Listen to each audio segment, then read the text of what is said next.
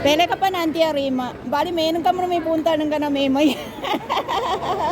Ay, Sa wakas, nakita-kita sa wakas, rin. nakita-kita na rin. Nag 1 year na siya dito.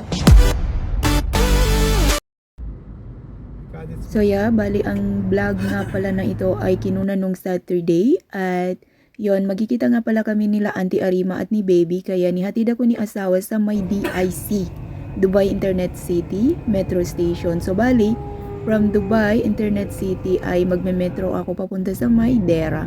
Sabi ko kay Baby, kay Ate Baby na pumunta na lang siya sa metro station sa may Union para dire-diretso na ako, hindi na ako mag-green line kasi papunta sa tinutuluyan niya ay kailangan yung train ay nasa papuntang green line. So kailangan ko pang lumipat ng green line from Union or to Burjuman. So bali, ang sabi naman niya ay hindi doon niya alam. So ngayon, wala akong choice kundi puntahan talaga siya sa may Dera, sa may tinutuluyan niya. Galing kasi siya ng Adsman at may bakasyon sana siya, may annual leave siya pero hindi siya umuwi ng Pilipinas. Bali, sa Dera siya tumuloy ngayon.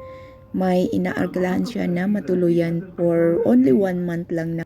So yeah guys, i-share ko lang sa inyo yung mga magagandang gusali dito sa Dubai. Ayan, napakaganda ng mga building na ito. Oh.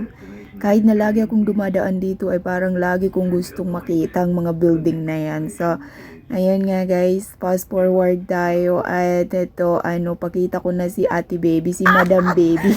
Yaran! Ikaw mo, natarin sa Dubai. Ay, nag-lipstick ka, nakalipat ako mag-lipstick. Mag-lipstick ako pa na.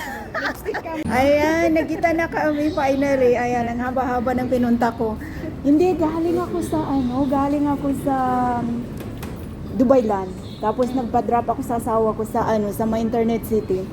Tapos, alam mo kung ilang oras na, ilang minuto? Naka 35 minutes galing Internet City. Oh, ang layo. So ayan, finally, ayan, naka-lipstick siya. Mag-lipstick na rin ako kasi maputla. 28. Ang laki, 101. Matragay kapag dago ko sa Metrocard. So ayun, mag-lipstick muna ako kasi yung kasama ko naka-lipstick, ako wala. Makilala tayo. Sige, titi ka muna.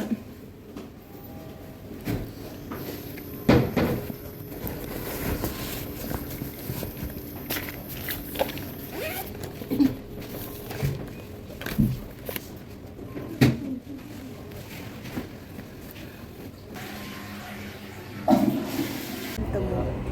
Tapos, remembrance. Ilay ka mo. sa laki. So yan, nandito na kami sa Emirates Mall. At dito kami magla-lunch.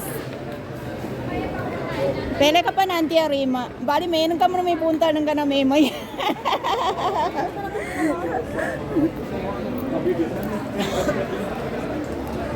Ay, Sa wakas, nakita-kita sa wakas, rin. nakita-kita na rin.